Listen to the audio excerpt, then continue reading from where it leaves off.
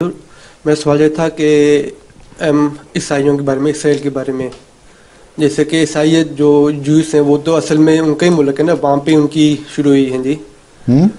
ईसाइयत यूदिज्म जो है वो वहाँ पे ही शुरू हुई ना, जेरूसलम में।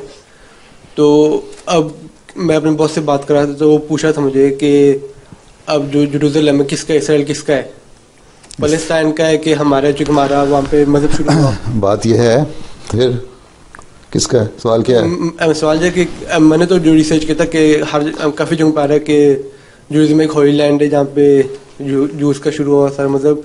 तो मैं पूछना चाहता हूँ हम लोग क्या कहते हैं कि किसका है असल में? सवाल हमने ही कहना है, कुरान शरीफ ने कह दिया कि यहूदी जो हैं वो आएंगे, जब वो जुल्म करने लग जाएंगे तो फिर अपने वतन से निकाले जाएंगे, और वो निकाले गए। फिर उनको हुकूमत मिलेगी, फिर वो एक हद तक हुकूमत करेंगे, फिर निकाले जाएंगे। जब जुल्म शुरू कर देंगे वो निकाले गए, तीसरी दफ़ा फिर हुकूमत में आ गए। ठीक है, अब मुसलमानों ने खुद अपनी ज़मीनें बेची हैं, उनका तो कोई कसूर नहीं है।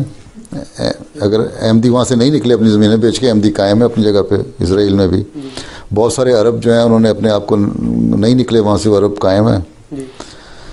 इसलिए ठीक है, वो ज़मीन उनकी है, अल्लाह ताला ने पेशगोई के मुताबिक उनको दी, इसलिए कि मुसलमान भी बिगड़ गए थे। अब अगर यहूदियों के लिए ये भी पेशगोई है कि वो जुल्म करते हैं, ठीक, और बाज नहीं आते, तो मुसलमानों को ये है कि तुम्हारी नेकियां हैं, तुम्हारी दुआएं हैं, उसके ज़रिए से तुम इसको ख़त्म कर सकते हो, वहाँ के इलाके को दोबारा फतह कर सकते हो। अगर यहूदी जुल्म करेंगे, अपने बाज़ जुल्मों से नहीं आएंगे अपने इर्द गिर्द के हमसायों में, फ़लस्तीनियों पे या दूसरों पे, तो अल्लाह ताला उनसे हुकूमत छीन सकता है। जब तक वो अमन में रहेंगे, वो अमन में रहें। हाँ, उन पे अगर कब्ज़ा किस तरह करना है, अगर, तो वो इस ज़माने में तबलीग का ज़रिया है। तबलीग के ज़रिए से हमने ईसाइयों को भी फतह करना है, और यहूदियों को भी फतह करना है, और मुसलमानों को भी सही इस्लाम बताना है। और वो तबलीग और दुआ, यही हथियार इस ज़माने में हज़रत मसीह अलैहि सलाम को अल्लाह ताला ने दिए हैं, जिससे हमने काम करना है, और यही कुरान शरीफ से पता लगता है।